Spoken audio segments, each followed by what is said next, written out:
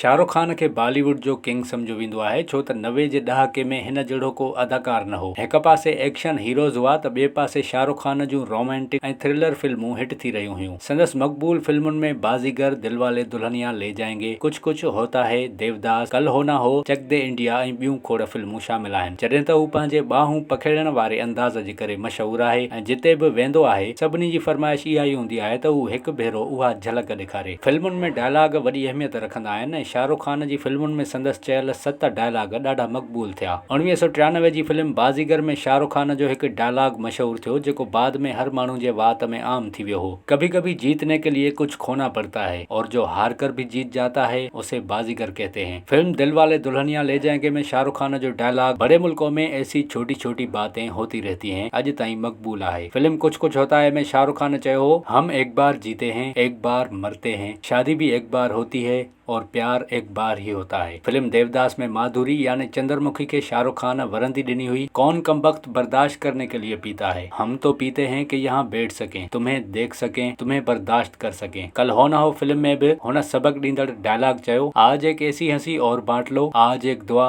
और मांग लो, आज एक और आंसू पी लो, आज एक जिंदगी और जी लो, आज एक सपना देख लो, क्या पता कल हो ना हो। इन खां सवाइ फिल्म चक दे इंडिया में किंग खान जो मशहूर डायलॉग आहे, 70 मिनट हैं तुम्हारे पास। फिल्म फैन में शाहरुख खान जो ही डायलॉग मशहूर थियो। कनेक्शन भी ना कमाल की चीज है, बस हो गया तो हो गया, वाईफाई ब्लूटूथ सबसे मजबूत है अपना कनेक्शन।